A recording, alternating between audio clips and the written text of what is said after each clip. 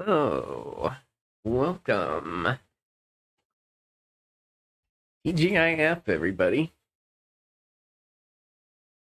So, we are back once again with some more Final Fantasy 14. And it's been a couple of days. I should let you all know. I do have I have talked about this before, but I do have a retail job. It's been a little weird with the at the start because I'm mostly doing training and the hours aren't super consistent. But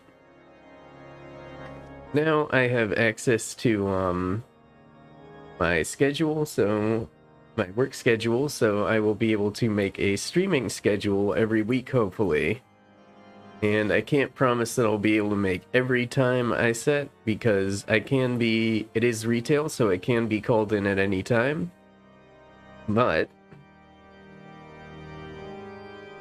yeah, I will know ahead of time when I will actually be going into work for the most part. There will be a couple of exceptions, but we'll deal with that as it comes. So for now, just assume I can once again set schedules and adhere to them for the most part. I might not be able to do every day I set, depending on what happens, but I will be able to have a schedule again. I hope I explained that well enough. But yeah. Basically, what it means is that I will be able to post schedules on Sunday again like I used to. So, to begin with today, I wanted to continue with the role quests. We should have two, one for each additional level we've gained since the last one. So yeah.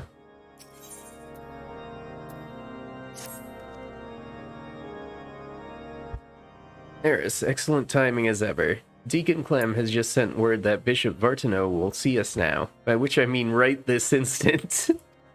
'Tis extremely short notice, I know, but it would not do to miss the opportunity to learn how he and Vaindro may be connected. Not wishing to keep his grace waiting, Lord Emmerich is already on his way to St. Raymona's Cathedral. Come, let us hurry there ourselves.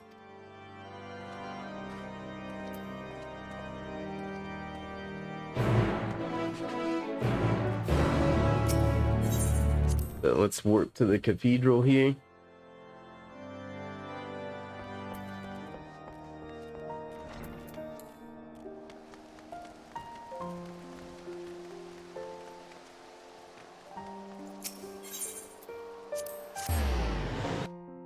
Take that.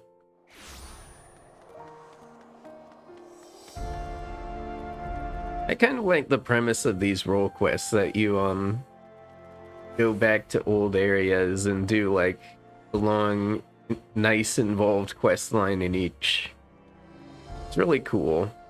I'm glad they did it this way. My lords, I am so sorry. I informed his grace you were making your way hither, but shortly before you arrived, he recalled he had urgent business and had to leave the cathedral at once. He cannot have yet gone far, though, so if you wish to search for him in the hopes you can still steal a moment of his time,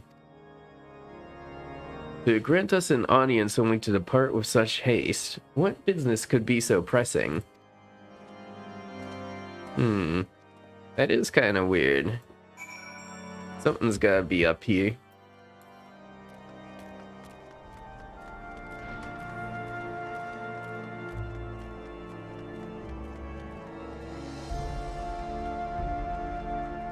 But if he didn't want to talk, I don't think he would have set this up in the first place.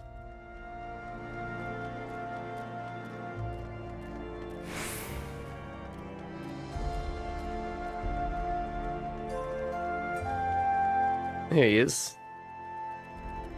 Well now, that even the savior of Ishgard should be here. Your Grace, perhaps 'tis simply our misunderstanding, but we were under the impression that you had granted us an audience.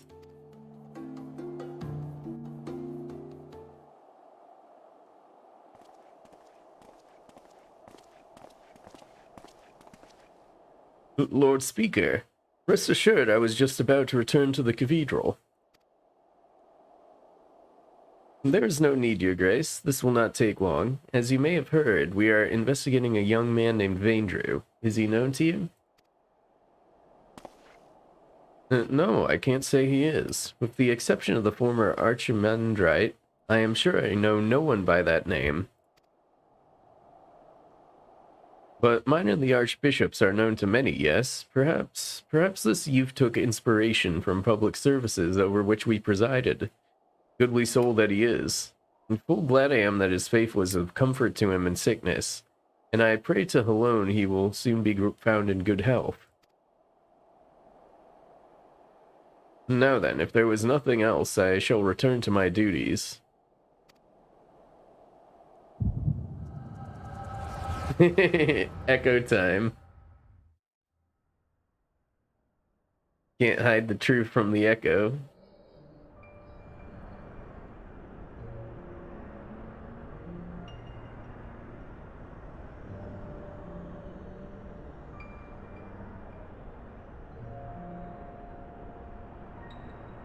Fear not, Your Eminence. I shall carry on your legacy. We have completed the preparations as per your instructions, but are you certain this will work? It will. It must. Lord Emmerich spoke the truth when he revealed the Archbishop sought primal powers to strengthen the people's faith. I could not bring myself to believe it. Not at first, but in the course of cataloging His Eminence's personal articles, I came upon his journal. Therein he had written that, through abundant aether and fervent prayer, it is possible to make gods of men. All the power we require lies in this place, this as is law. By channeling the essential elements into the soulless flesh and sword we found,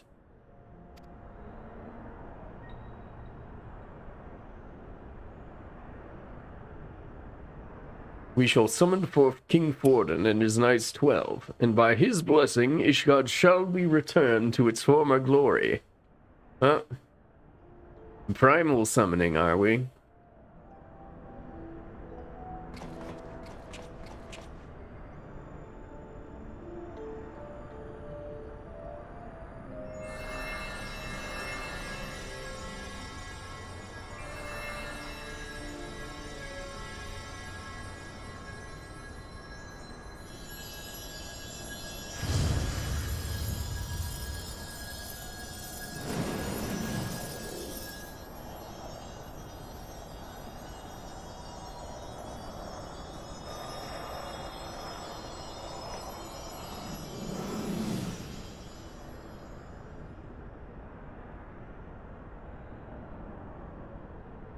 What is this? It's just an ordinary man, scarcely changed from before.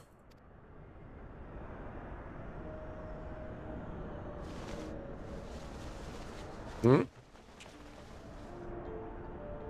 You've summoned the primal. Alive man. Well, barely alive man, apparently.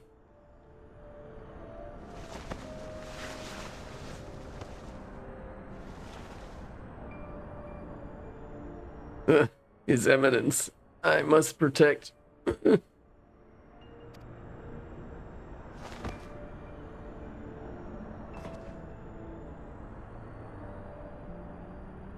No, this isn't right.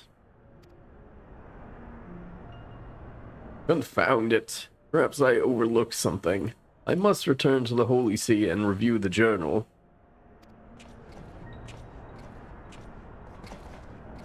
You know, Grace, what shall we do with this, thing?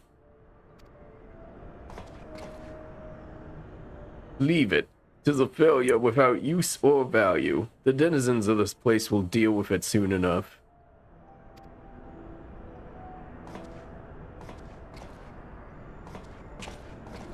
Hmm.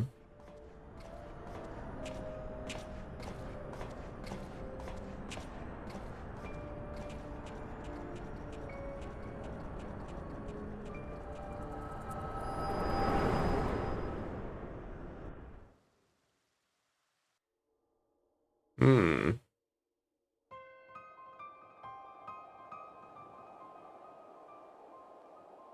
Eris, are you well? Were you perchance granted a vision of the past?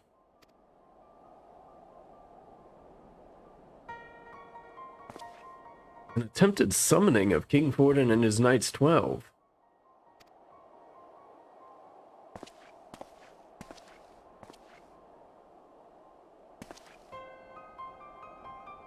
Your Grace, you should know full well that summoning is strictly forbidden. You will accompany us to the congregation and explain yourself.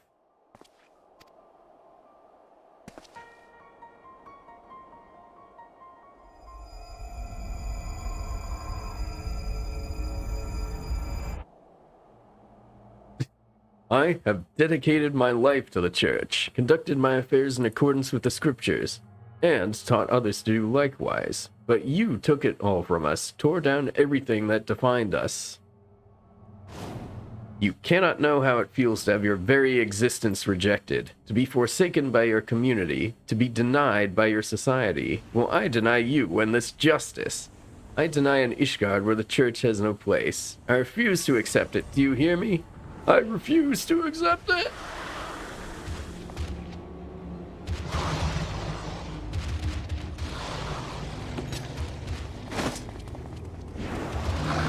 Go, Emmerich.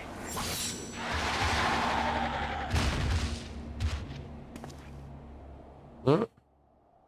Your Grace, no.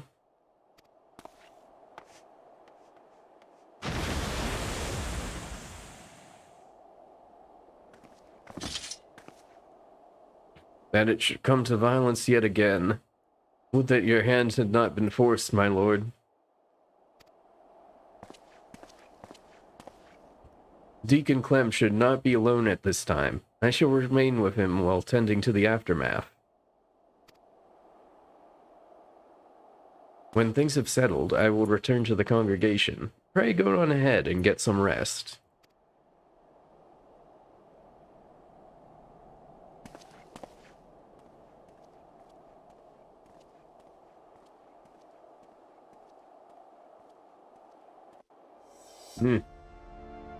That's rough.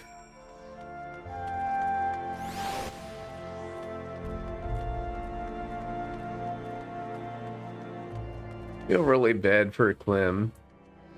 Didn't do anything wrong, and like all the people he looked up to are falling all around him. It's gotta be a really sucky position to be in.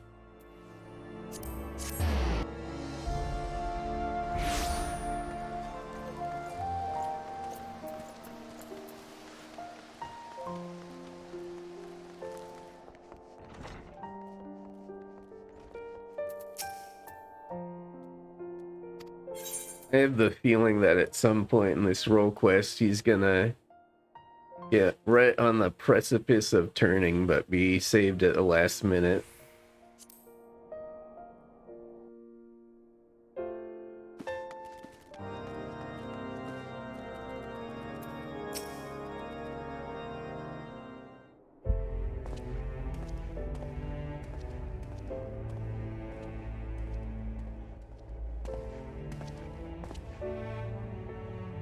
How fares the deacon? Well enough, given the circumstances. Though understandably shaken, he's more determined than ever to help his fellows. Truly, he's possessed of a stout heart. But to think that even a member of the Synods could succumb to despair in turn. The crisis gripping the church is far graver than I had imagined. In pushing for such an abrupt separation of religion and state, We may have exacerbated the growing divide between the clergy and the general populace.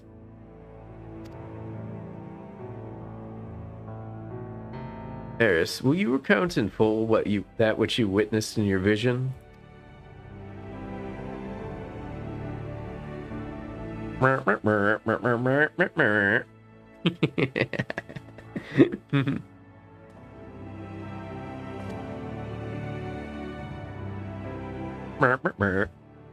That he should seek to use one of Aleg's unholy abominations to create a primal. Yet that which manifested was not like the being you fought, but rather retains the form of a man, one driven by the desire to protect the Archbishop. We may safely assume that the bishop did not have sufficient ether. Bereft of Nidog's eye, the sword Ascalon no longer has such power. Nor does that of the warring Triad remain to be harnessed thanks to your valorous intervention. But if the summoning failed, how did the clone come to possess life, and what purpose drives it? Lack of ether notwithstanding, the necessary components were present for a summoning. Perhaps the ritual itself was a success, and the vessel, though imperfect, arose as a champion of the Archbishop. Yet, how did he come to be in the Central Highlands? You believe that this clone and the man who became the blasphemy are one and the same? Nay, I merely speculate. Yet considering what we know of the clone and Vaindro, it would seem a likely possibility. Whatever the truth may be, it will not elude us forever. But first, I must lay some groundwork for the next phase of our investigation. God's permitting, I will have news to share ere long, so pray look in on us when you can. Burp. Should have one more to do.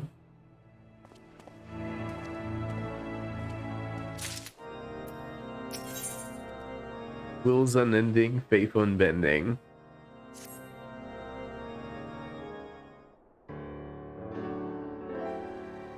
Eris, you are ever a sight for sore eyes.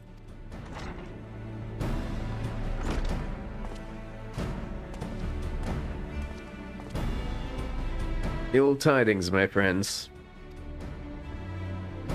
I dispatched the Temple Knights to find the clergymen who aided in Bishop Vartano's summoning attempt. Regrettably, when confronted, all turned and had to be put down. Without their accounts, how then to ascertain that the clone and Vaindro are the same individual? Maintaining the assumption that they are, perhaps we should instead consider how Vaindro may have found his way to Kurfus. According to Eris's vision, he was abandoned in Oz's law, but what did he do afterwards? And there is but one way to ascertain the truth. We follow his trail. I shall go and search for the clone in Az's law. If he is still there, then we are dealing with a different individual. A splendid idea. We leave the floating continent in your capable hands. Meanwhile, Eris and I shall retrace Vendru's steps whence he first appeared. Upon being found in the Central Highlands, he was taken to Camp Dragonhead. Let us begin by making inquiries there.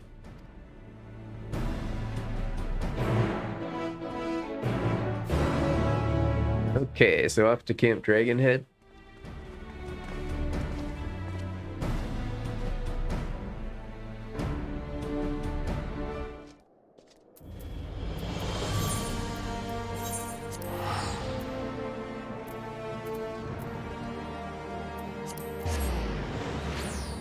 Let's warp on over.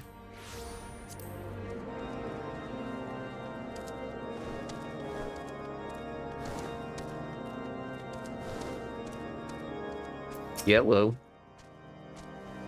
Investigating the stranger we found, are you? I wasn't involved, so I can't tell you much about the fellow. But in case it's of interest, earlier the same day, I caught sight of an airship flying dangerously low. It soon disappeared into the brewing snowstorm.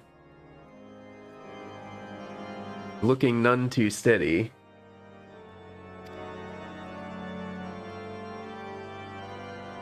Your exchange has taught you about an airship flying low.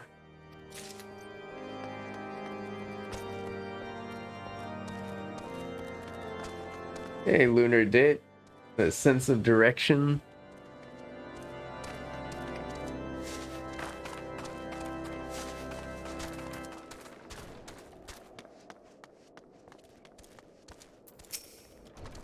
Well now, if it isn't the late Lord Harshapont's dear friend, is there something you require? Ah, yes, the mystery man. I was among those who tended him. He was not attired for the snow, much less the snowstorm in which he had been caught, and was suffering from frostbite. When people are extremely cold, they may mistakenly feel that they are warm and disrobe. That might explain his state of undress.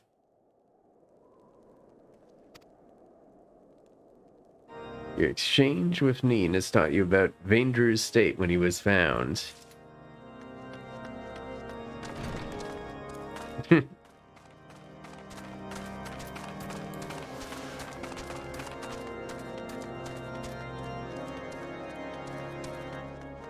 Oh yeah, something like the clairvoyance spell would be handy, wouldn't it?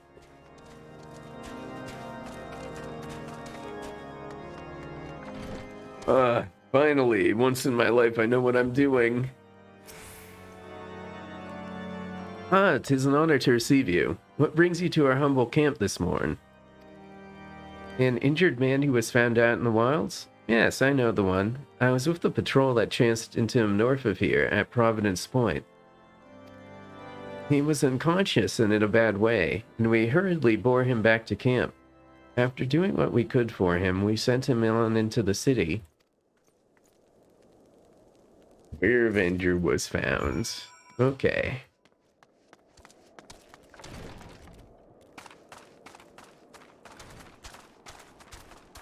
So apparently he crash landed here on an airship. Might have been frostbitten. There you are. Were you able to learn aught of interest? Here's all the notes that I scribbled on napkins. A mysterious man found collapsed after an airship was seen flying low. Yes, the accounts I heard are consistent with yours. I, for one, am curious about the fate of his unknown airship. To that end, I have arranged a pair of black chocobos for us, the more efficiently to scour the area. We shall contain our search to Providence Point, where Vaindro is said to have been found. If you're ready, let us be off.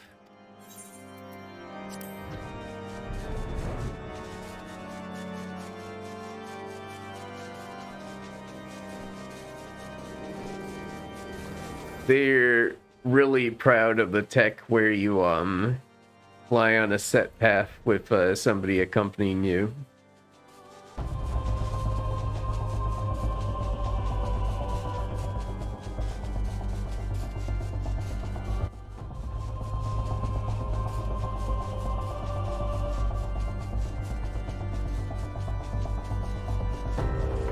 And I gotta admit, it is kind of chill. Nothing so far. Let us continue northeast.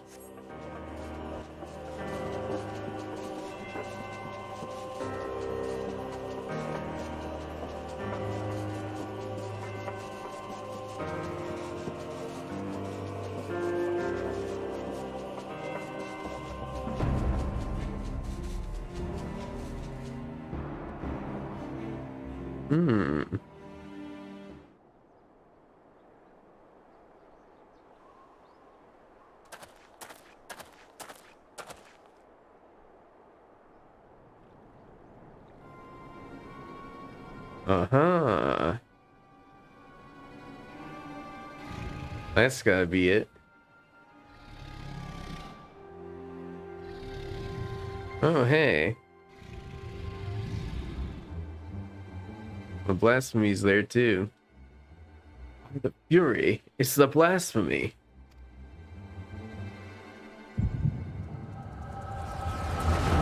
Echo time.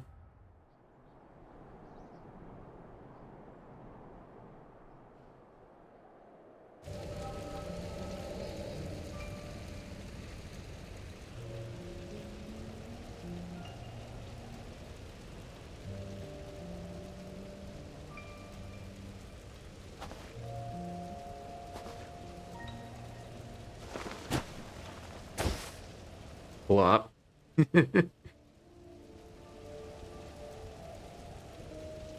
His Eminence must protect His Eminence.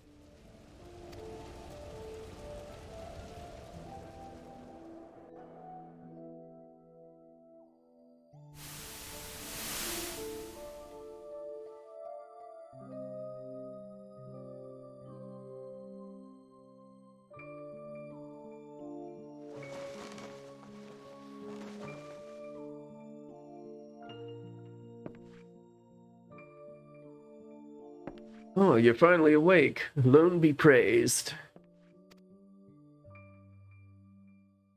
How are you feeling? Strong enough to speak? Can you tell me your name?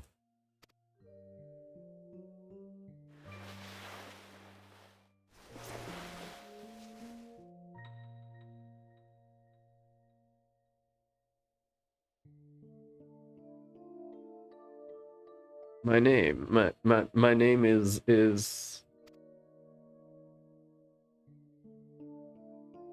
Zephyrin. No, Sherabert. Or was it Velgreen? Holocrane? Oh no. Does he have like a chimera of all the knights? That would suck. So many names swirling in my mind, and voices that reject them. Is there none they will accept?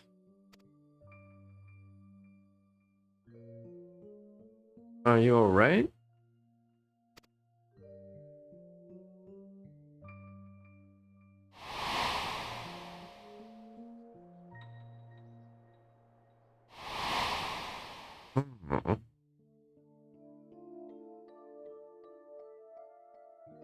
Vaindro. My name is Vaindro.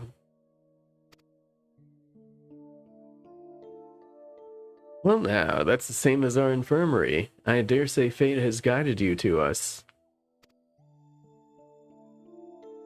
So, Vaindro, if you're feeling up to a little conversation, can you tell me about yourself?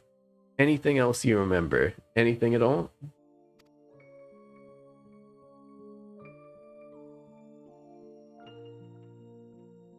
A proud son of House Dzamel, nay, a devout servant of Helone, who lives for the rush of battle, the pleasure in inflicting pain, the attentions of maidens, to fight beside my brother in arms. A lowborn runt, whose every effort went unrewarded, whose very name disqualified him from ever leading the Temple Knights. But his eminence raised me up, granted me a place at his side. From that day forth, I pledged my sword to his service, pledged my very being, my life to be offered up in defense of his.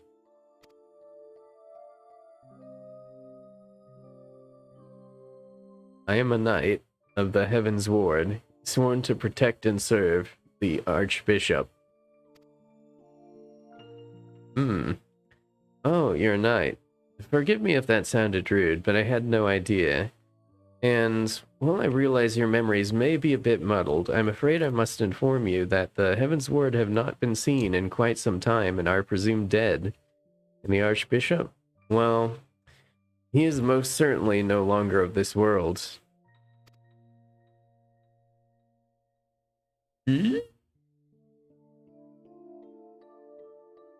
But the important thing is you're safe now, and we'll help you get back on your feet.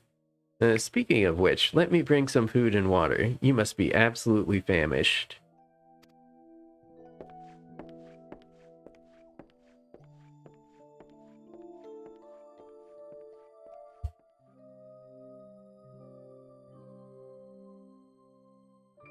The Archbishop? Dead? No, no, this cannot be. How can I still be alive when he is not?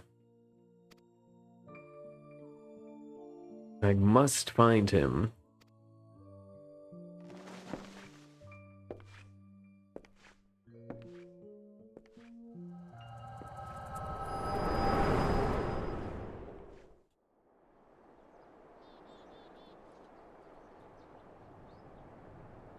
They left open to find the Archbishop. Eris.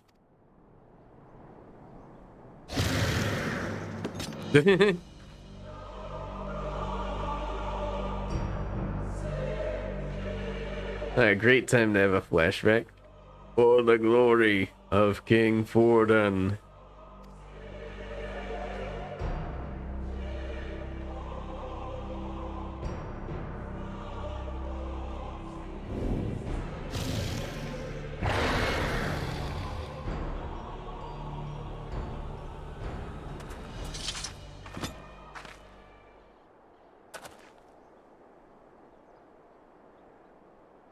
Another vision, I take it. Nod. Let us make for Ishgard. I expect that Lord Artorial will return soon, if he is not already, and we should both be glad to hear your tale.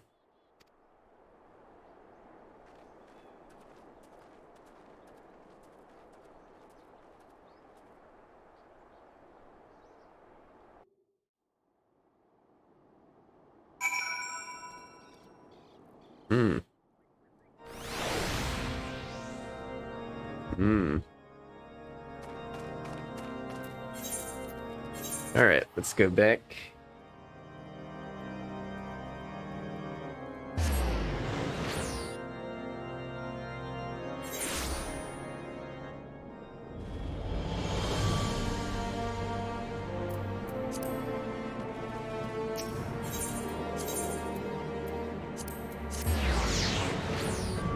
Back to the strategy room.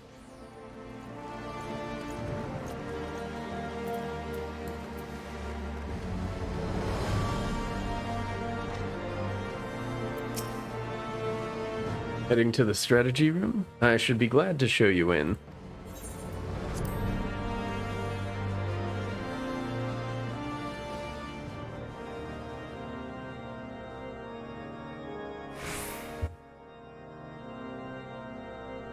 Okay.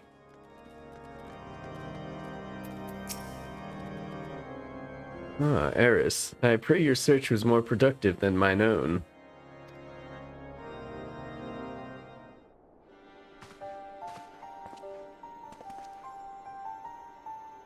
Everyone is here. Excellent. So, were you able to find our clone in Az's Law?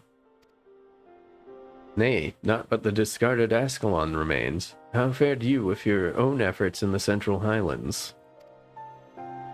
In the course of retracing Vaydru's steps, we came upon the wreck of the Soleil. I suspect he found the vessel abandoned in Az's Law and tried to use it to return to Ishgard. But he crashed en route and was subsequently rescued by a patrol from Cramped Dragonhead.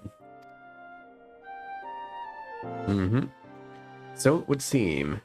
And the Archbishop's airship was not the only thing we found.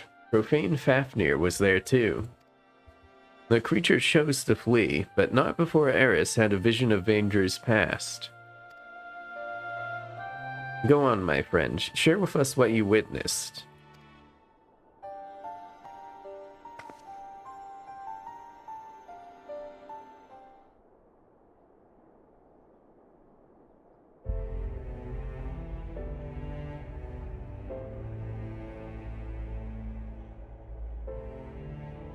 All the pieces fit, and it is as you surmised, my lord.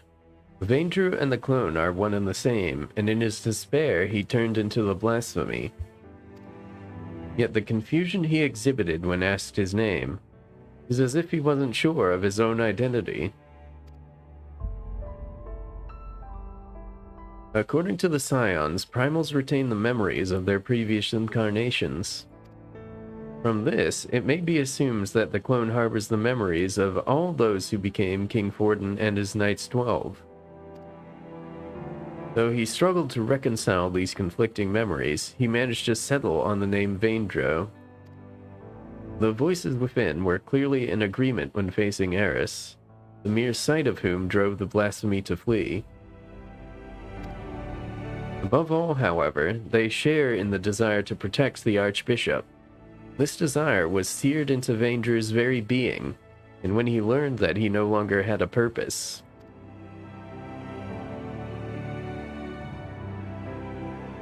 The Heaven's Ward took up arms against us and Ishgard. By their hand were we robbed of one of our finest knights and a dear friend. Even so, I would not wish such a terrible fate upon them. The self-same fate inflicted upon full many clergymen. The fate I fear ordinary citizens will succumb to if we fail to act.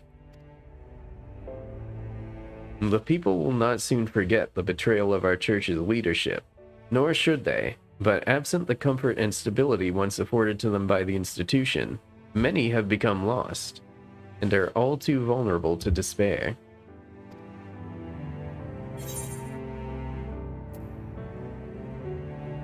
The church can still be a source of comfort, but things need to change.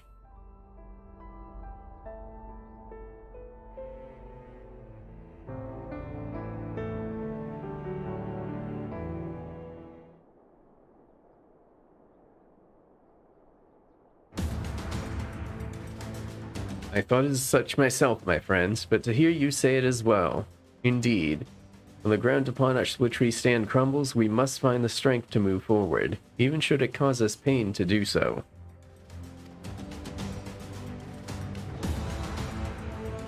Lord Artorial, at the next house session, I shall call for an ecumenical council to be held.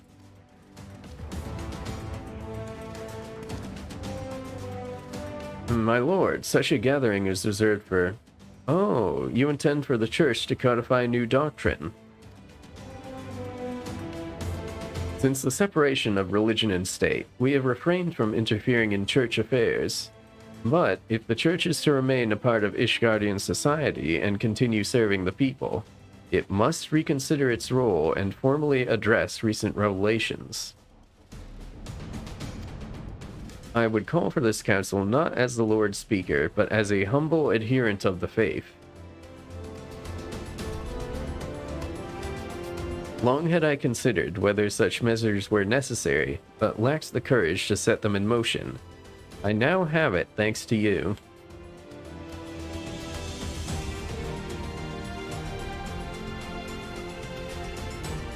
I shall tend to the necessary preparations at once.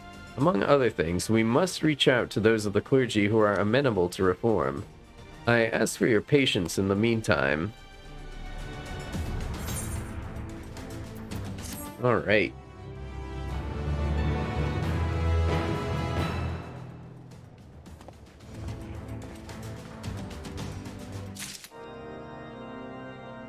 Okay, and that's all the role quests we have up to now. There should be two more of them, one at 89 and one at 90, I believe.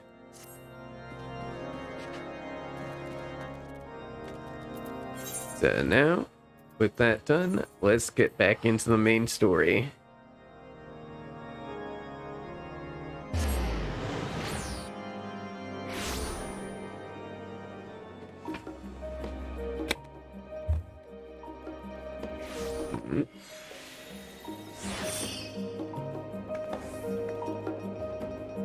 Okay.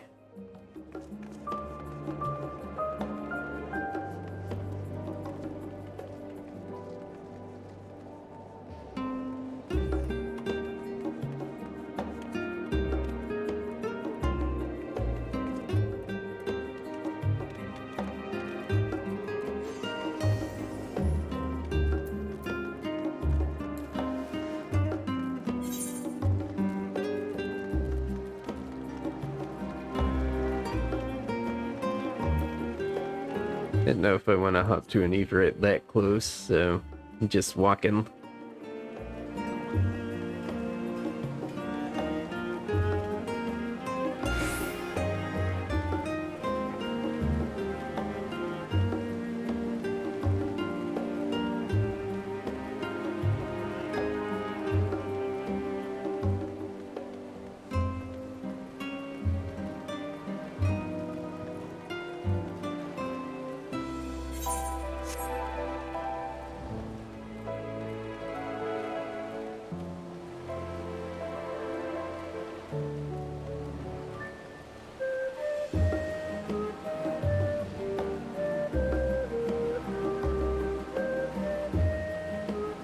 Hello, Urianger.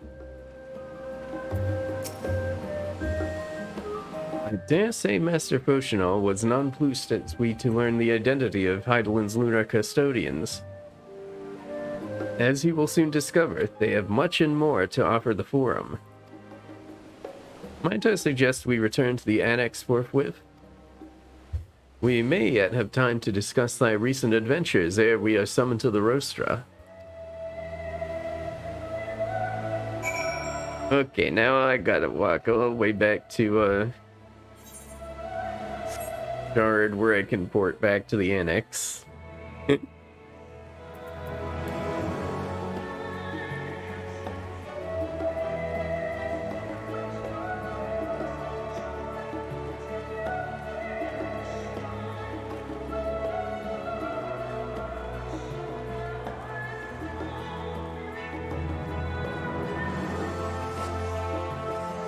Here we go.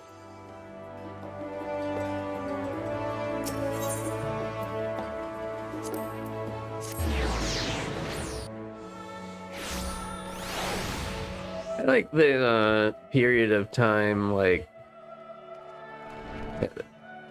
at the start of the expansion or at the start of a new patch, where the current towns are really populated and have a bunch of people just doing their own thing.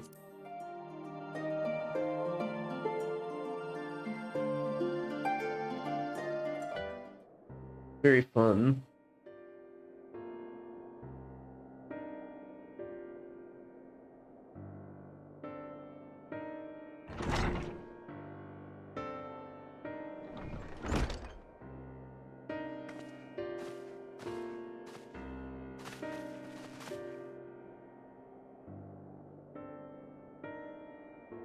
Not that I'm complaining, Urianger, but I wasn't expecting to see you quite so soon.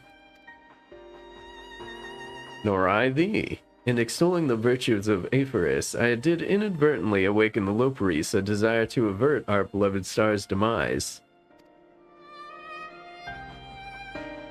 Prial tells us you have obtained new knowledge that may aid us in our ongoing efforts. Yeah, that we did. I've news to share regarding our study of the Ethereal Sea, but your findings are certain to be of greater interest, and so I would rather hear them first.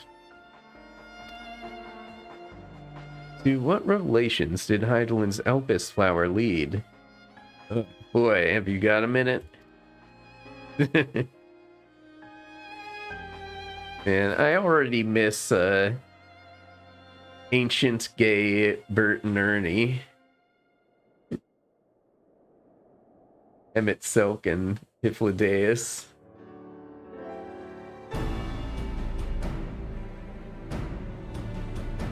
And this dynamis is what drives the final days. If it and Akasa are one and the same, this all but proves Nidana's theory. Were an entity, through sheer force of emotion, to channel this vast, dormant reservoir into a raging river, its power might surpass even that of Ether.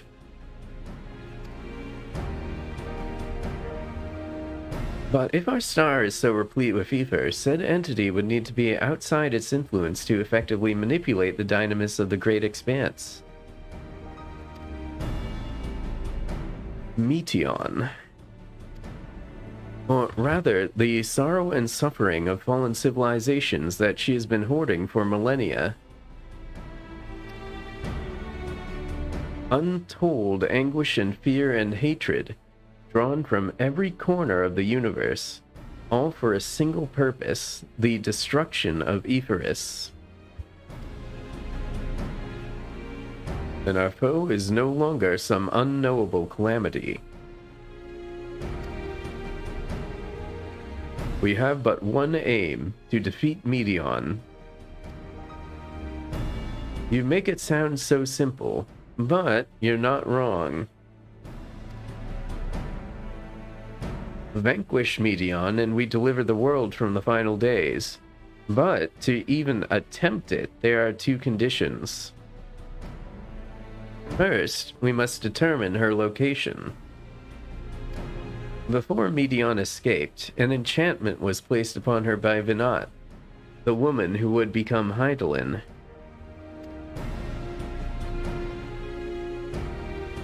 The implications of temporal magics are not entirely understood, and so we cannot assume that our Hydaelyn and the Vinat you met in Elpis are one and the same. Nevertheless, due to her intrinsic qualities as an all-powerful being, I'd wager that Hydaelyn possesses the knowledge we seek. Whether she would share that knowledge with us, however, remains to be seen. After all, she intends for us to flee Evaris, not to stay. Do you suppose she has abandoned her pursuit of Medion? The Venet I know would never give up. That's my impression too. Otherwise, she wouldn't have used me as a conduit for her will, or provided clues such as the Alpis flower. I believe she has been waiting for mankind's answer to Hermes' question. The answer. So, what's the second condition? We must find a means to reach Medion. Oh yeah, she's like the deepest reaches of space, isn't she? That's gonna be tough. Naturally, our chosen method will depend entirely upon wheresoever she has made her nest.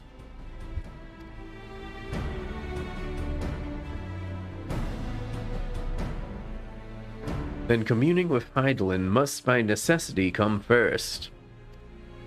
Did you and Master Matoya have any luck with your investigation into the Ethereal Sea? Sadly not. Though we enlisted the help of Arenvald and other Echo-blessed allies, we couldn't detect so much as a whisper from Hydaelyn, even from within the Anti-Tower. Master Matoya is of the opinion that in the years since abandoning it, the Forum has found some other method of receiving instructions from Hydaelyn. If so, it would most likely be some form of apparatus for observing the Ethereal Sea, built closer to home. Knock knock, open up the door. Sorry to interrupt, but we've just received word from the Forum. Your presence is required in the Rostra, where they intend to discuss the Great Exodus.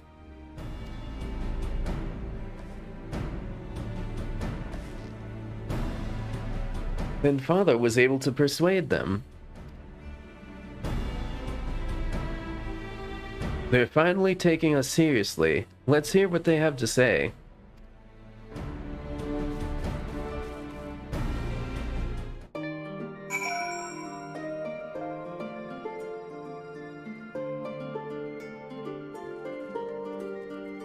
Alright, let's go to the Rostra.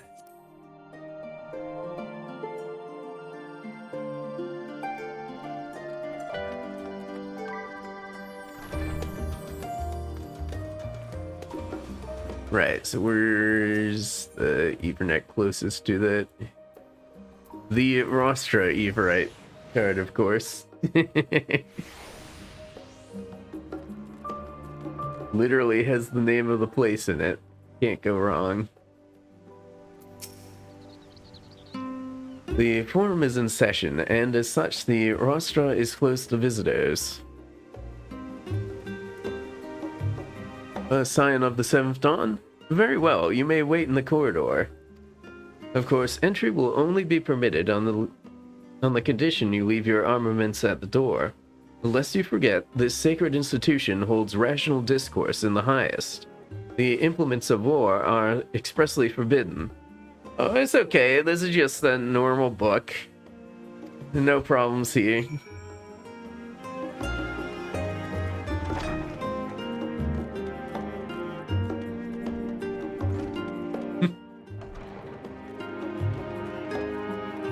Here we are.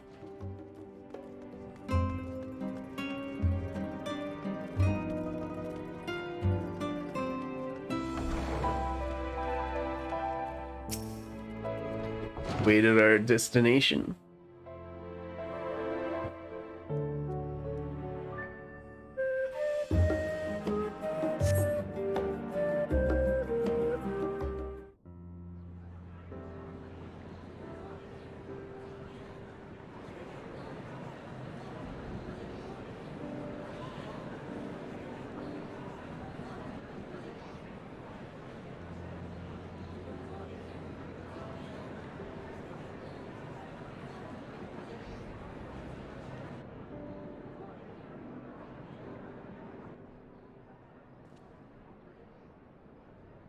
There is a matter I wish to raise with you before we enter. Mm-hmm. We are here to listen and to learn. But if the Forum's plans are more or less what I expect, then I should like to make a proposal that will serve our ends. By your leave, of course.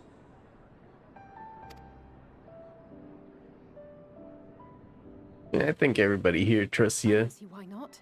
Your words and wits have gotten us this far. Agreed.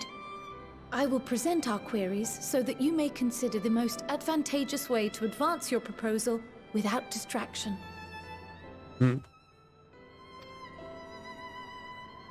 Thank you, everyone. If I may have your attention, the ad hoc session will now commence. Mm-hmm. The purpose of today's assembly is to brief the Scions of the Seventh Dawn, at their request, on the Great Exodus.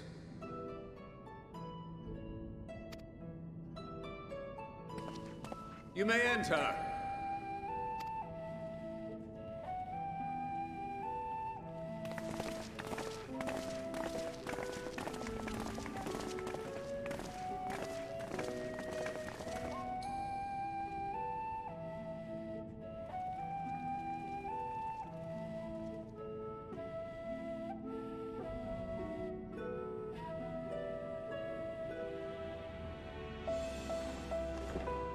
On behalf of the Forum, I commend your heroic actions on the Magna Glacies. We shall not soon forget your service to us and the people of Radzat-Han. The Satrap, whom we have informed of the refugees' new arrangements, sings your praises as well. As an expression of our gratitude, we will endeavor to answer your questions as fully and openly as we are able.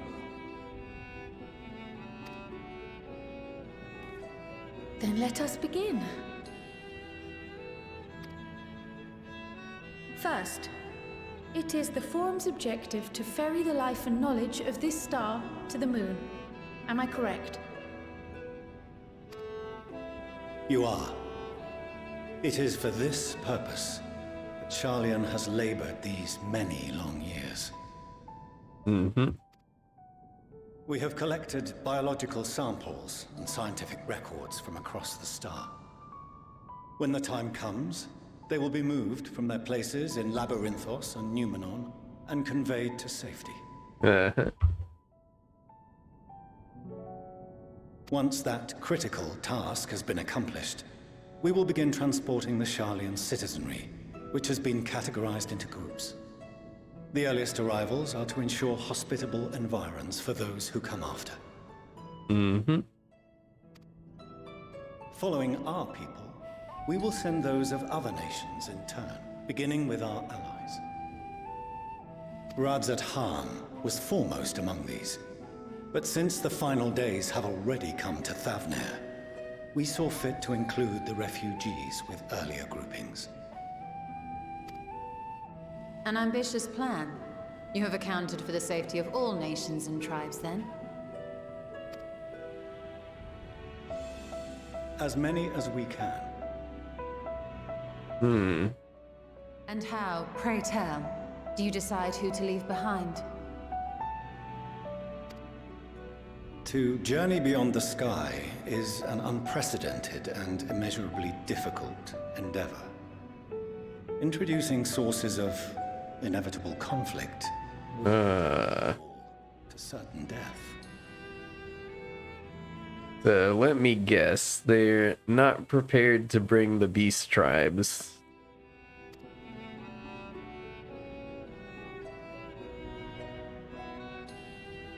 Questions as to the validity of that approach aside,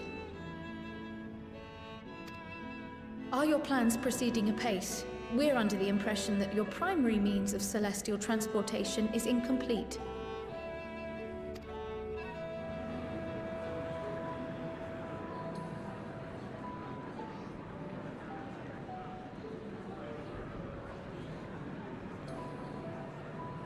If only in that it does not meet our optimal parameters, that is correct. This Ark, as some have taken to calling it, is fully operational and could be launched even today. Mm-hmm. So it works. However, the final days have progressed more quickly than we anticipated.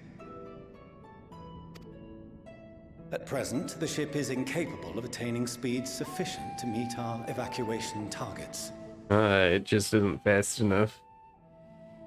Should we put the vessel into service, as it is now, we will be unable to travel to the moon and back quickly enough to complete the necessary number of trips. Precious lives and knowledge will be lost. Seven hells. Is there anything to be done? The ether burner, the primary means of propulsion once the craft is in the space between stars, is undergoing testing to determine whether it can be made more efficient. Though cargo is being loaded for the initial phase of the Exodus, we are prepared to continue our experimentation up to the day before launch, should it prove necessary.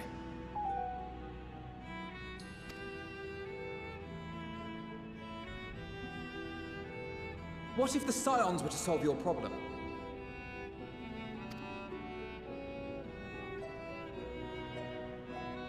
We shall help devise a means to improve the ether burner's efficiency, on two conditions.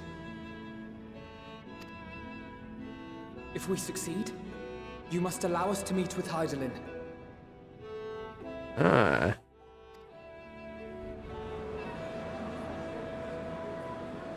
'Twas simple enough to deduce. You have a Concord, and so you would never have abandoned the anti-tower had you no other means of communication. One far more convenient, I suspect. Hmm.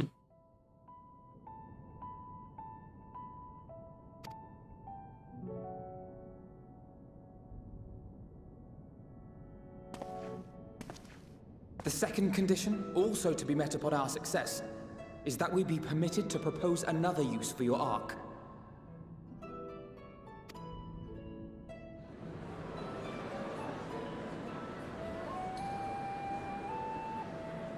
We would be at liberty to refuse this proposal. Of course. If we cannot prove its merit to the 99 here, who are we to stake on it the lives of all peoples of this star? Hmm.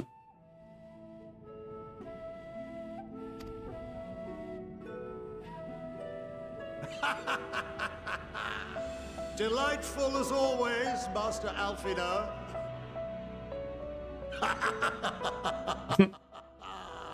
He's having a good time. Oh, we couldn't have asked for a finer plan. Allow us to solve this complex engineering problem of which we were entirely unaware until moments ago. What could possibly go wrong? The satire writes itself.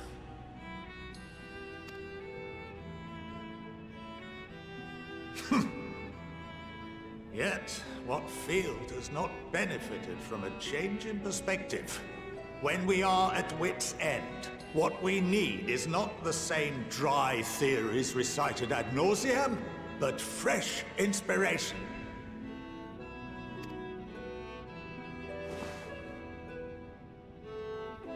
I, for one, have faith in my erstwhile students to provide it, and I find their terms to be perfectly acceptable.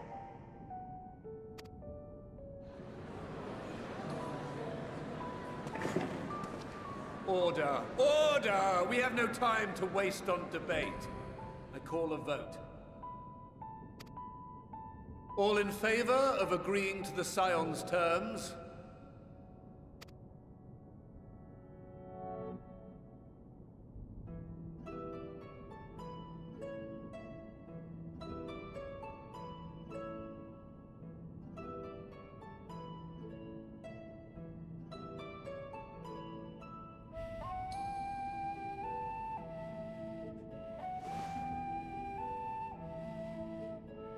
"71 in favor, 28 against. The ayes have it. This is a slightly better majority than the last time. Fortuneau, as the architect of this project, you are the best candidate to show them its current state.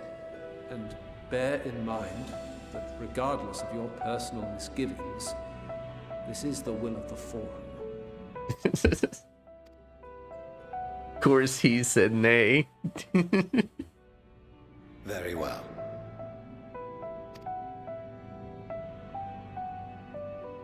I call this session to a close. Return to your tasks with urgency. The final days wait for none.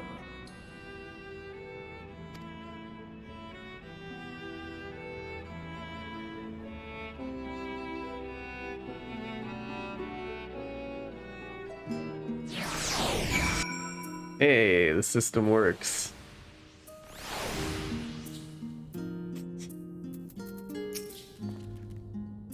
Sorry about not letting the rest of you in on my plan. I was admittedly thinking on my feet for the most part. But since we require both a means of communing with Hydaelyn and reaching Medion, in the spur of the moment, I saw involving ourselves with the completion of the Ark as a way to work towards both objectives simultaneously. However, we must first keep our end of the bargain by solving the problem of the ether burner. I'd like to think it's not a challenge beyond our combined expertise, or at least the expertise of our extended circle of associates. I bet we're gonna drag Matoya into this. It might behoove us to learn how an ether burner actually works before we attempt to improve it, though.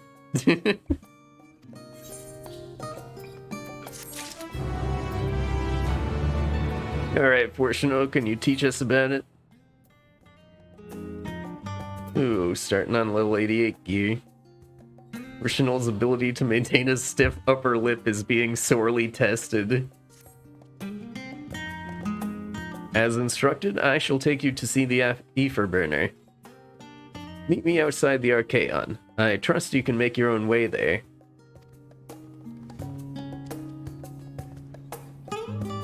So, the Ark is being built in Labyrinthos. Hardly surprising. Where else could they conceal such a massive undertaking?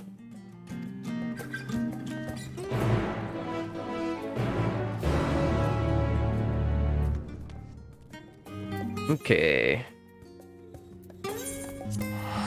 We can just teleport right there.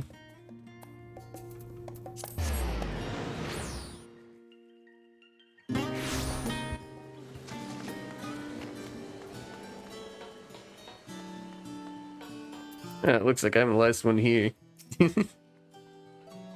Our destination lies in the lower levels. The Forum, in its wisdom, has granted you access to the Archaeon's lift. Step inside and have Ophelin take you to the medial circuit.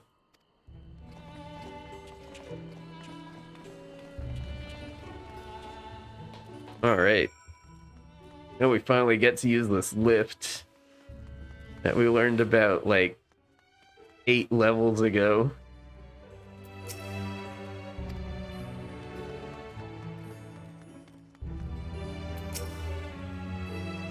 You wish to use the lift, yes?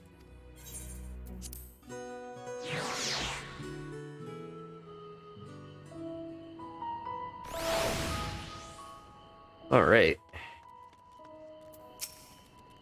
I have sent your associates ahead to Logisticon Alpha, on the other side of Mariel Agronomics. Actually, there is something I've been meaning to...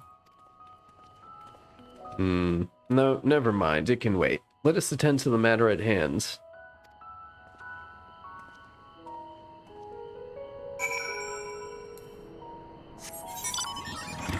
Okay. Alright, so we can get to the other side of this a lot faster now. We're heading south.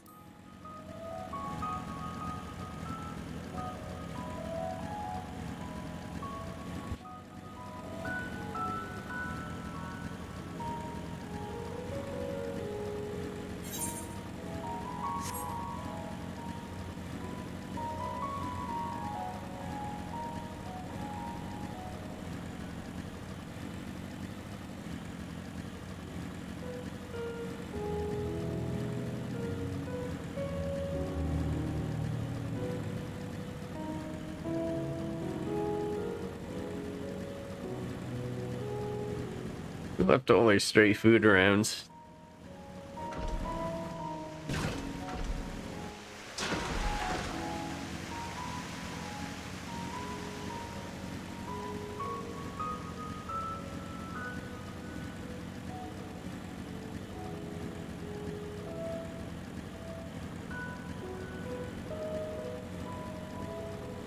Alright, here we go.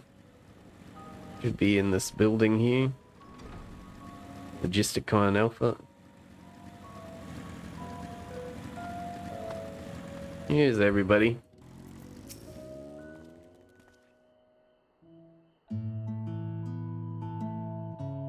We are to wait here while our father arranges for us to use the next lift.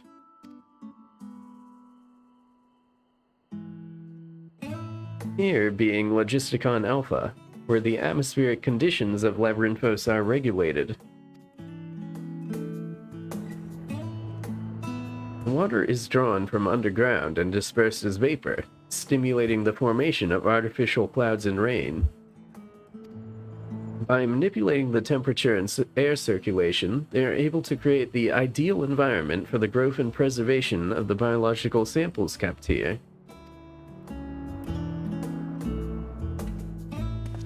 Hold on, how do you know so much about it? Why, father brought me here as a child. What? And left me behind? Actually, you're the one who left me behind when you went off somewhere with grandfather. The night before, I'd been asking father how clouds are made, so he decided to show me. It was fascinating. I peppered him with questions the entire time. It is all too easy to take for granted the many interweaving aspects of the natural world, to grow inured to the wondrous. But having gained an understanding of the complex mechanisms employed by the Loperies in recreating a similar environment, I have come to view such processes in a new light. The subterranean gardens of Labyrinthos, the lunar prison forged to contain the ancient Zodiac, the habitations built for all mankind neath the moon's surface, each unique yet undeniably similar, is no mere coincidence.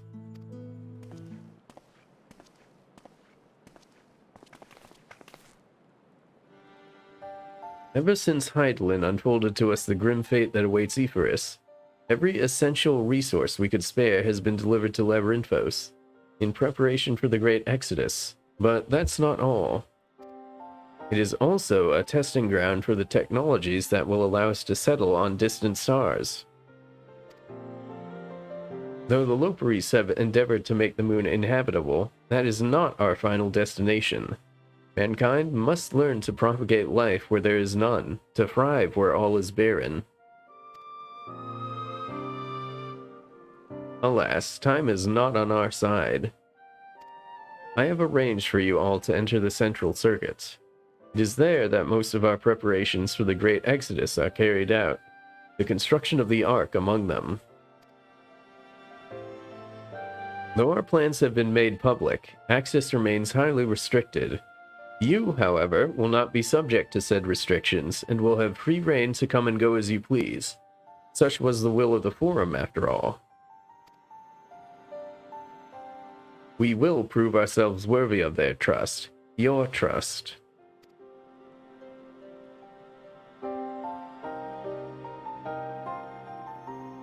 Then let us proceed.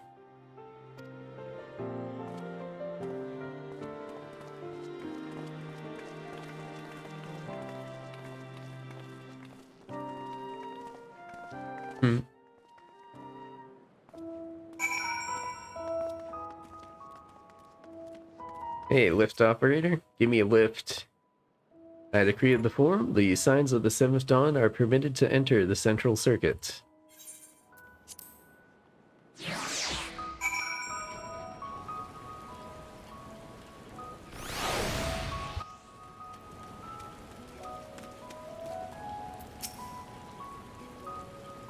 The Aether burner is being constructed not far from here. Overseeing the work is Kokol Denkel, after whom the forge is named. Once the necessary introductions have been made, I shall leave you with him to discuss the particulars. This way.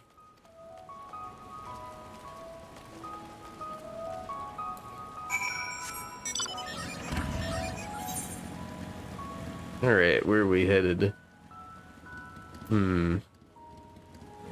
So we're going down south. Might be worth trying to get up here to the Aetherite crystal.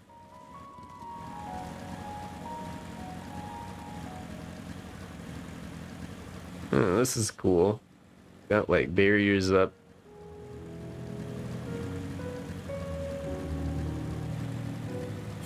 How far is it? Not far.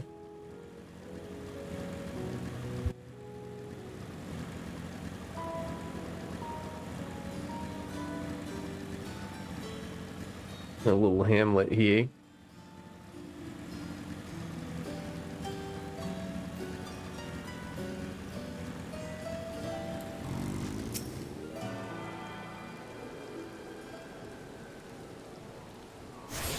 We'll just attune to that quick before we make our way to the quest point.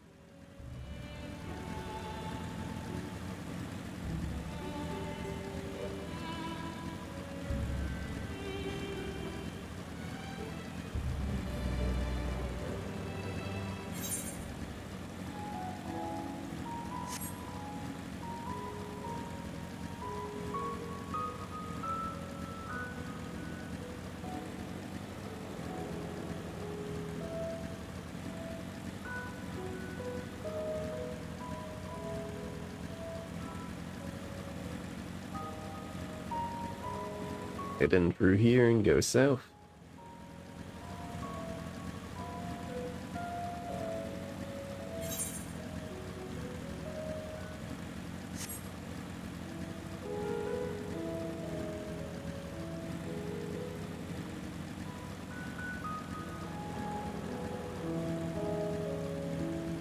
Here's Kokol's forge.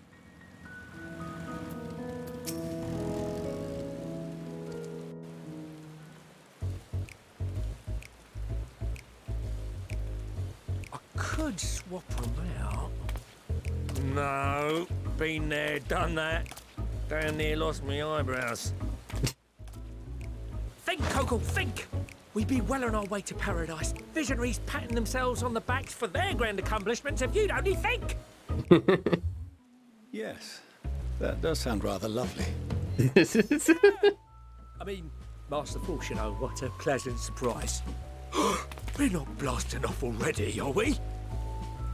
The schedule remains unchanged, for better or worse. Which is why the Forum has elected to accept assistance in resolving the Aether burner conundrum.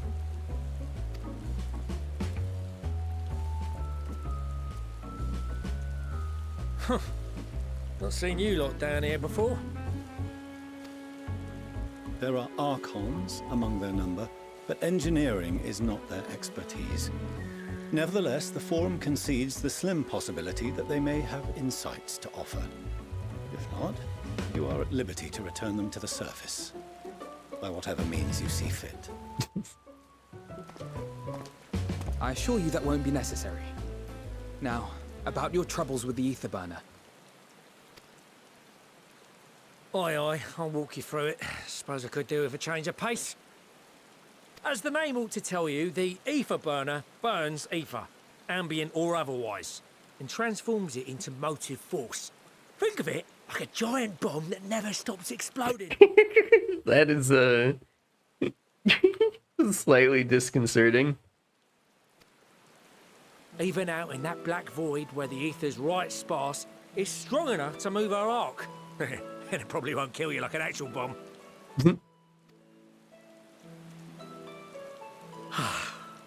But it ain't perfect.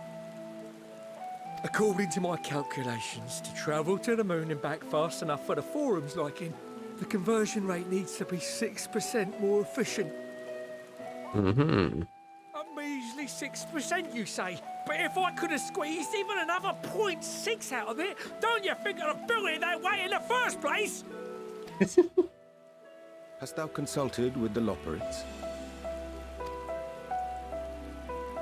Yes, they too are conducting their own research, for lack of a ready answer. The moon's propulsion systems are considerable, naturally, yet they are commensurately massive. It is no easy feat to convert their technology into an efficient means of propulsion for a teeny tiny toy boat, as they say, as I most certainly do not. Yes, exactly! Damn it all, I asked for refined adamantite and they send me uppity rabbits with inscrutable, ancient, incompatible technology! You're trying to drive me mad! Do you speak of Allegan refined adamantite, perchance? You know of it? Only in the most general terms, I'm afraid. 'Twas an alloy of Allegan make, but the secrets of its production were closely guarded. As I recall, the record stated it was vital to Dalamud's construction and launch. Mm-hmm. Oi, that's the stuff. No material more conductive far as I know. Slotting some ends like blowing up a dam and watching the river of ether come rushing through. Ain't a living soul that knows how to make it though. We were fortunate enough to salvage some for the ether burner, just a wee bit, mind, from a chunk of Dalamud that came hurtling into the northern empty during the calamity. With more, well, that extra 6% efficiency would be child's play. It's a crying shame that we've no other sources. Surely the many shards of Dalamud scattered throughout Eorzea would suffice. Why not get the refined adamantite from them? Oh, we tried, believe you me. But only a few specialised pieces would have had any in them to begin with. Drive calls from Ragnarok-class internment hulks. Those are the prize bits we really need. According to the Gleaners, getting to them means delving deep into the shards. These are still very operational and very eager to blow them up. It's rough going in there, even for the cream. Not sure they'd make it out alive. Weren't we near that part of the Ragnarok when we went to destroy Bahamut?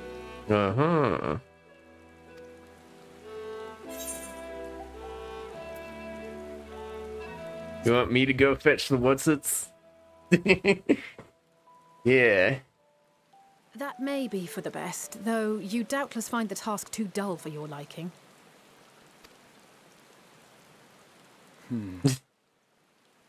There are multiple internment hulks in Eorzea alone, so handling this ourselves may not be the most efficient option. Rather, if we could salvage adamantite from the shards simultaneously... Thancred, is the link shell we established before you went to Garlemald still active? Well? Of course. The floor is yours.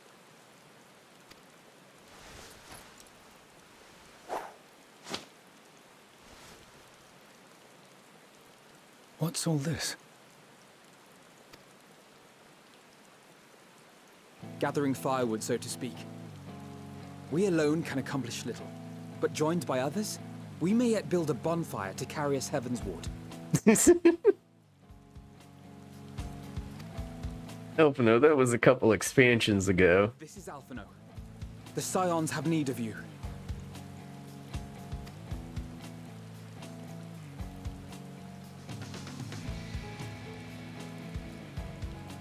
Understood.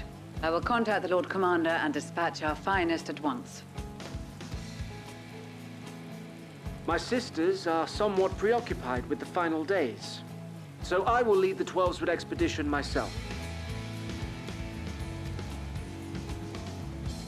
Are you aware of any other sources of refined adamantite?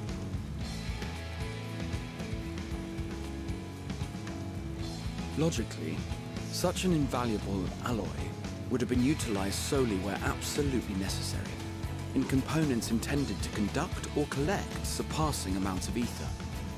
Any extant instrumentation or devices would have likely found their way into the hands of etherologists, or enthusiasts. Oh, enthusiasts, you say? Magical artifacts of Allagan design? The Eastern Alliance will send word to one and all. Are there other ways we may offer aid? No shards of the Lesser Moon scar our soil, but our stake in this cause is no less for it. Is there anything in Othard that might be of use to you? What did you say? Oh, you got friends in far places, lad. Anyway, if you're offering, I wouldn't say no to one of those Far Eastern sacred relics. Some of them can hold enough ether to summon a whole damn primal. Combine a source like that with the ether burner, and 3, 2, 1, kaboom! I gather you heard his explosive enthusiasm. Might you secure us a suitable relic? It shall be done. I know little of machines, but I promise we will do our utmost to gather the materials you need to finish your starship. I am glad for the work, in truth. Better to busy oneself than wait and fret over disasters foretold. Then why are we all still standing about yapping? There's plunder for the taking, and I'm a born plunderer. I'll be an old Charlian before you know it. Start mixing the grog. I'm certain that can be arranged. Thank you all, and do be careful. Just like that. Aye, just like that. Our refined adamantite is on its way. Now let us consider our next steps, shall we? There's yet much to be done.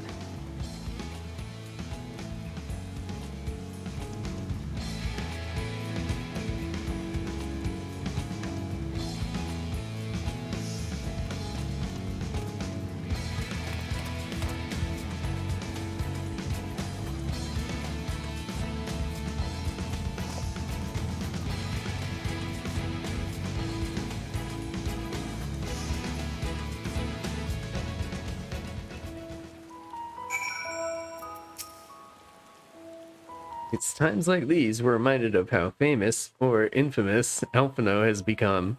Who'd have thought he could achieve so much with a single link pearl conversation? As we're expecting rather a lot of visitors in the near future, I'd best return to the surface and inform the relevant parties. I also have a contact of my own that might be worth a try. Oh, and who might that be? That's for me to know and you to find out. And on that note, I leave matters here in your capable hands. Best of luck.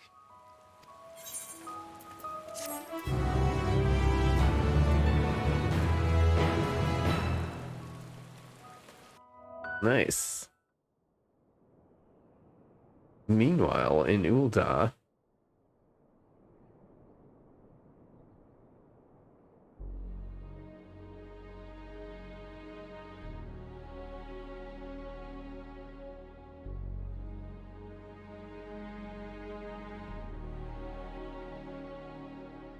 course of action is clear. We must harvest refined adamantite from the shards of Dalamud and procure arcane relics of Allagan make. Summon the best and brightest of our immortal flames, and form an expeditionary party at once. Call upon the Sultan Sworn and Brass Blades for support as you must. Papashan, send word to the guilds. We will require the expertise of master artisans if we are to have any hope of identifying and recovering these elusive materials. Viergeist, we have need of your stone torches. They are to assist the immortal flames in scouring the ruins and to help secure the surrounding areas. I trust I can count on your support.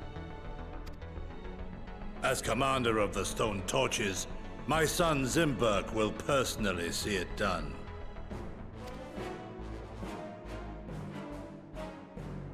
Pippin, I would have you lead the raiding party. Assemble your finest, and with Tizona's blade, clear the way. Lord Lolorito, I pray you take charge of the search for Allagan relics. Surely you know of some being traded on open or clandestine markets, or sleeping in collectors' vaults. Of course, I ask not that you do this out of the kindness of your heart.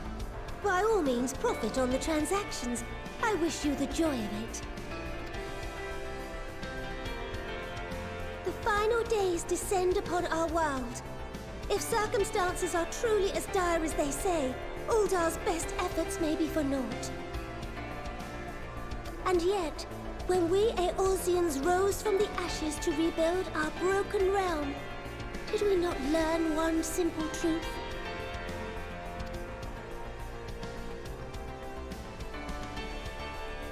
That which seems all but impossible to overcome alone may yet be possible if we stand together. It was the Scions who united us then, and it is the Scions who call upon us now. Uldar will answer that call. We will summon our courage and join the fight for our world's future. You know your duties. I, Nanamo Ulnamo, 17th in the line of Ul, bid you good luck and Godspeed.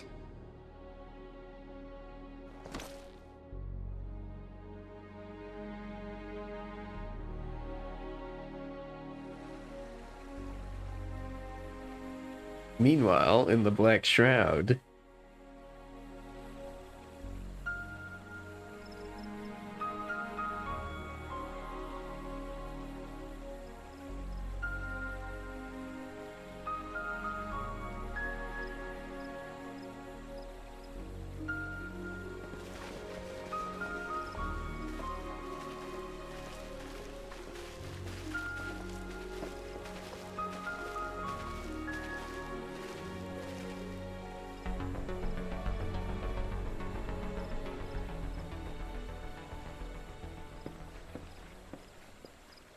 we fielded a goodly number, but our ranks are heavy with healers, and an abundance of restorative magics will be of little help in destroying Dalamud's defenses. Still, it has ever been thus with Gridania. We must steel ourselves for a protracted engagement.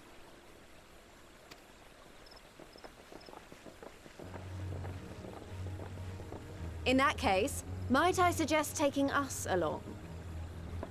hey, amigo. Commander Hext, what are you doing here? None of the shards in Girabania are big enough to hold an internment hulk. So we said to ourselves, why not lend our neighbors a hand? We thought you might be short on people with a talent for breaking things.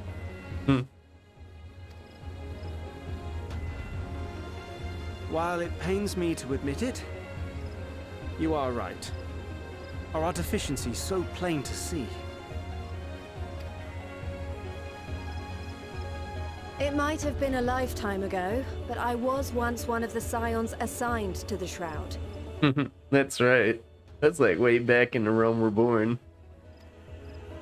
I know this forest well. I know your people. And I know we will be stronger if we fight this fight together.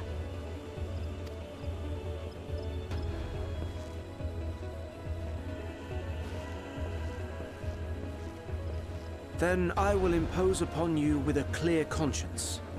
Come, let us speak of how to integrate our forces.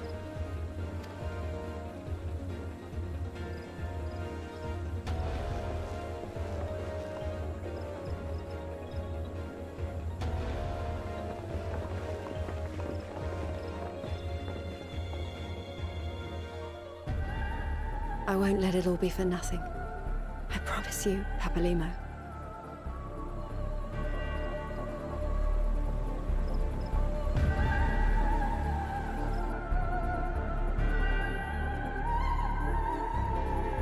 Meanwhile, in Kurfus,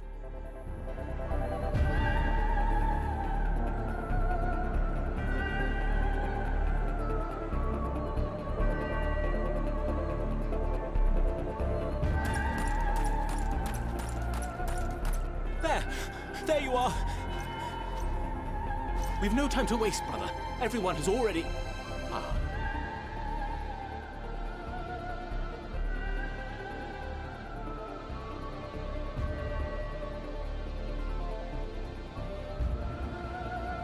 he's pressing F to pay respects.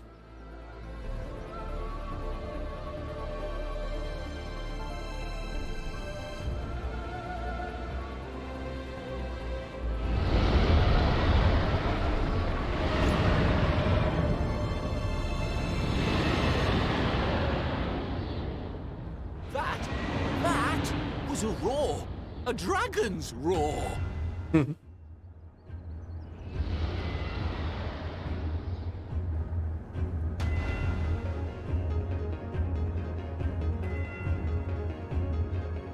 Meanwhile, in the Ruby Sea,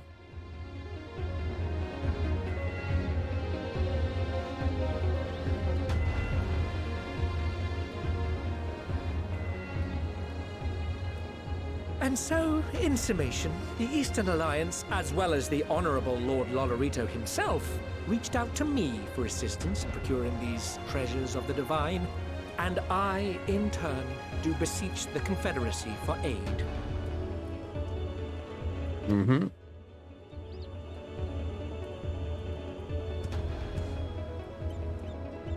Oh, guess who has a bunch of them? Is that... Hancock?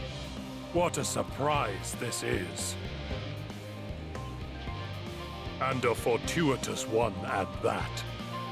I have a favor to ask, you see.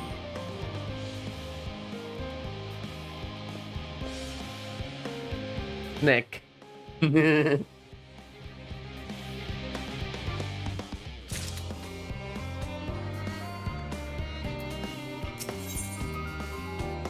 Opano is resisting the urge to pat himself on the back.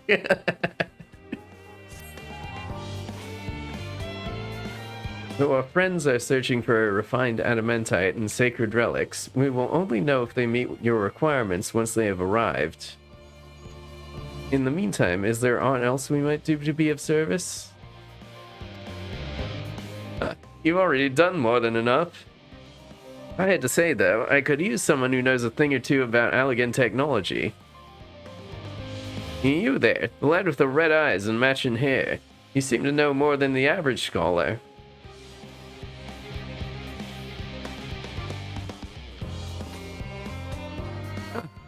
If only Master Coco knew how right he was. While he and Graha establish a rapport, why don't we help with preparations for the Great Exodus? Indeed, this would mean going above and beyond the terms of our arrangement, but I propose this not to curry favor. As confident as I am that we will succeed, we must be ready for every eventuality. This would also be an opportunity to familiarize ourselves with the logistics of traversing the Great Expanse. And if nothing else, it beats twiddling our thumbs while we wait for the adamantite.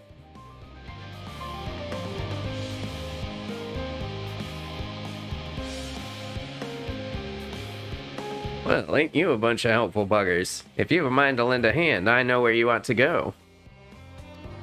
Charlene Hamlet is lousy with researchers and scholarly types, busying themselves preparing for the Exodus. Huh. That lot needs all the help they can get.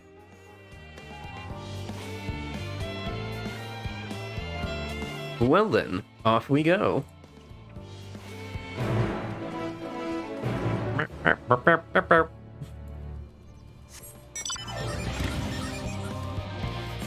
I just happened to attune there. How fortuitous.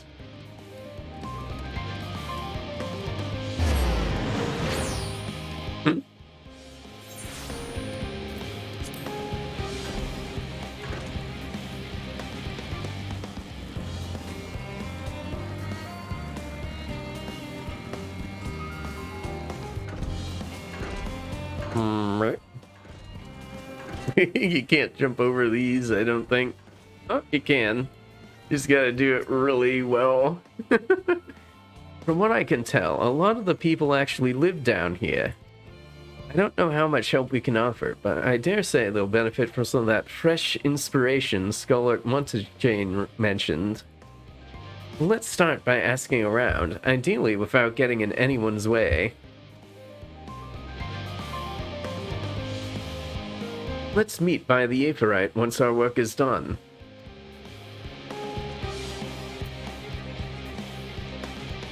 Alright. Let's do some chores.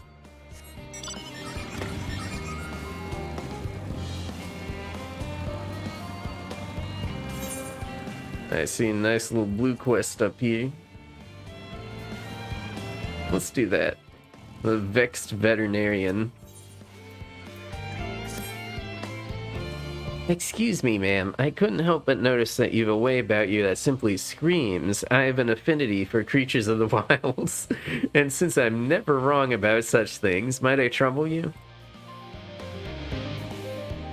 You see, amongst the troops of trolls living in the outer circus, I came upon one who was sick beyond measure.